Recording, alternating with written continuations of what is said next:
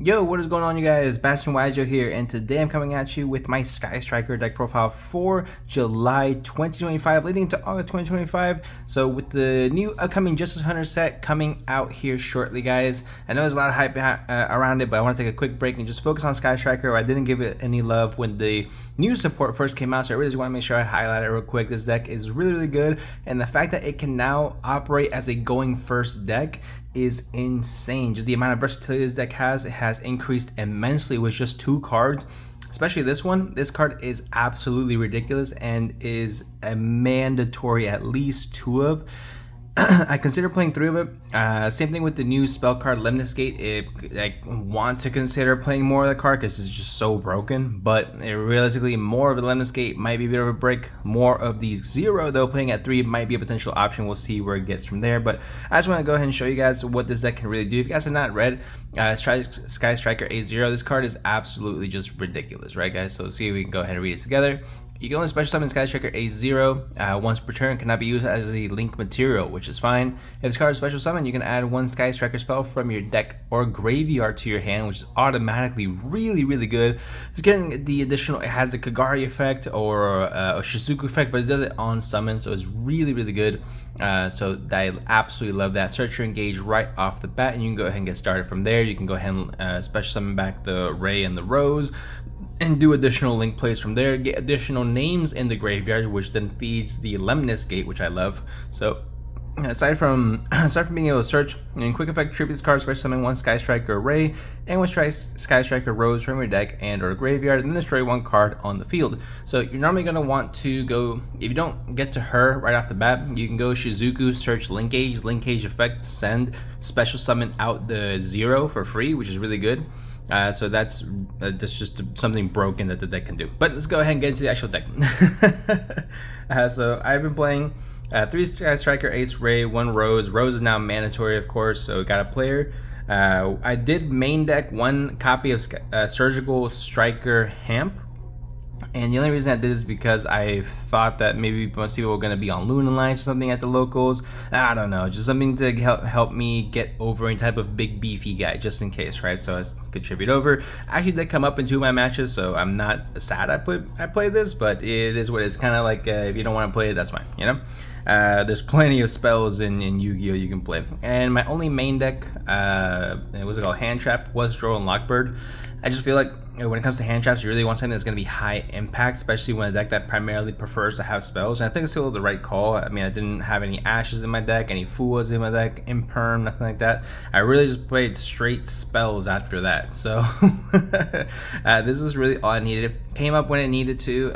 If it didn't, it didn't, and it kind of is what it was. So only 8 monsters in the main deck, 40 card main deck for you guys. Let's go ahead and move on to the spells. As far as spells are concerned, we played 3 copy of Sky Striker Mobilize Engage, of course. Anything less than this is crime, because the card is absolutely broken. 3 copies of Widow Anchor, of course, no need to explain there. 3 copy of Linkage, and this is a card where some people played at 2, some people played at 3. I need to play it at 3 because this helps you cheat out your 0, which is super easy to special summon do, because it says if you control no monsters in the main monster zone, you cannot special summon from the extra deck except for Sky Striker Ace monsters, which is fine. Send 1 other card you control to the graveyard, and if you do, special summon 1 Sky Striker Ace monster from your extra deck to the extra monster zone. And then it has the additional attack boost if you happen to have Light and Dark in the grave, which again, 0 helps you to accomplish. So just a really good card. The synergy is definitely obviously there, has to be there, right? So really good. Kind of fuzzy there, but you guys get what I mean. 2 copies of Sky Striker Special Maneuver Lemnis Gate. This card is ridiculously good. So basically what this card allows you to do is a Pot of Avarice on crack, right? Essentially. This card says target an equal number of Sky Striker Ace monsters and Sky Striker spells in your graveyard, shuffle them into the deck, then for every 3 cards shuffled, you can return 1 card on the field to the hand. Easy. Done. It has more text on there, lets you a quick link summon, which is going to be pretty cool, can come up, but the main thing is that you can non-target bounce back your opponent's entire board, which is ridiculous, and at the same time shuffle back all of your Sky Striker Ace monsters, all your Kagaris, all your Shizukus, all your engages, whatever it might be, your one-ofs. So that is really, really good, and then allows you to play a more diversified extra deck, which I absolutely love. Because you don't need to play multiple Shizuku, you don't need to play multiple Hayate, you only play one Kaina regardless, but still. So you are able to have a lot more versatility with your extra deck, which I absolutely love that this card does. And overall, just an incredible design of a card. You want to play 3, but 3 is definitely too cloggy because this does nothing on its own. You need to have already Sky Striker cards in the graveyard established in order for this card to be absolutely broken. So 2 is just fine, search it when you need it, search your cycle 1 to absolutely blow out the game, and take it from there.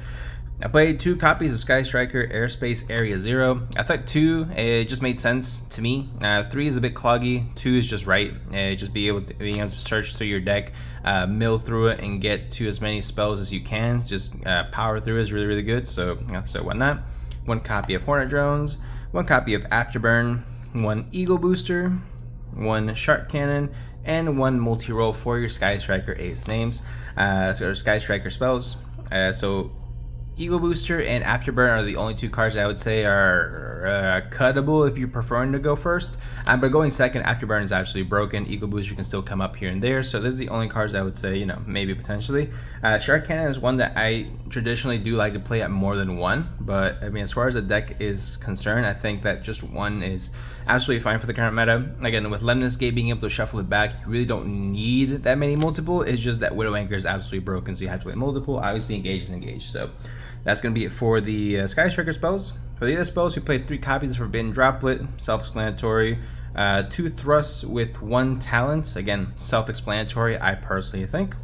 3 copies of Upstart Goblin, as well as 2 copies of Foolish Burial with 1 copy of Metal Foot's Fusion. This is a package I very much like because it's 6 free spells you can put into the graveyard that replace themselves, which is obviously really, really good, by being able to allow you to draw 1, right? So Foolish Burial Goods sends Metal Foot's Fusion shuffles itself back to let you draw a card. Upstart Goblin's Upstart Goblin, and you really don't care about giving your opponent more life points, essentially, just because if you give them more life points, then it is what it is. But at the end of the day, Sky Striker is a grindy deck that can now OTK as well. So you really don't care about giving them more life points because you're going to outgrind your opponent. At least, you know, the goal is to outgrind your opponent. 1 copy of Reinforcement of the Army for consistency, and 1 copy of Called by the Grave. Saved me a few times here and there, so I really like that card. Obviously, it's a little more niche, it's unsearchable, but you gotta play the 1 of. Next, for the extra deck, we played 2 copies of Sky Striker A0. I already explained it, card's broken. 3 copies of Sky Striker Kagari. I know I said you can shuffle back, but this is the only one I would say is like you want to play multiple of, just because we're getting cards back from the graveyard is really good. 1 Shizuku, 1 Hayate, 1 Kaina for the other Link 1s. And then for the Link 2s, we play 1 copy of Zeke, 1 Azalea. For the Sky Striker Link 2s, Azalea is still really, really good. Zeke can come up here and there, so that's nice as well. And then 1 copy of Sky Striker Ace Azalea Temperance.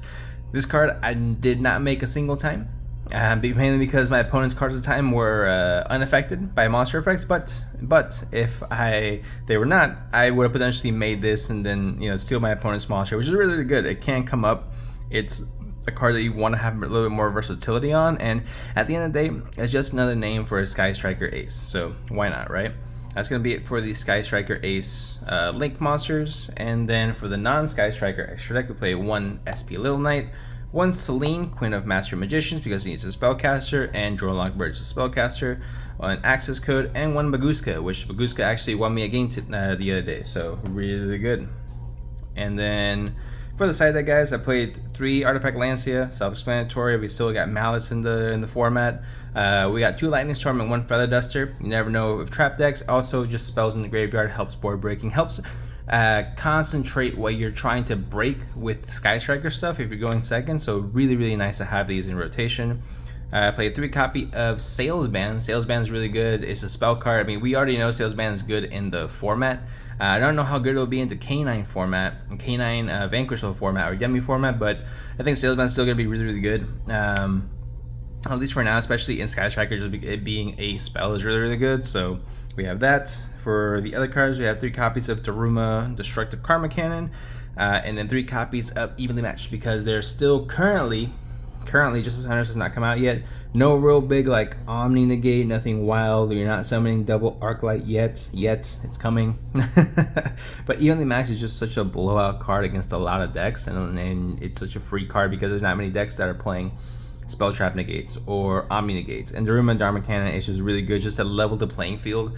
There's actually 1v1 game, so it's really good just being able to book your opponent's entire board. Yeah, you get rid of some of your Sky Striker links if you have any, but it's just a really good card to have an out to everything, right? So that's gonna be it for the deck, guys. I've been having a lot of fun with the deck, just being able to go back to playing Sky Striker pretty much how not really how we used to play, because obviously the deck has just evolved a lot over the past few years, which I really enjoy.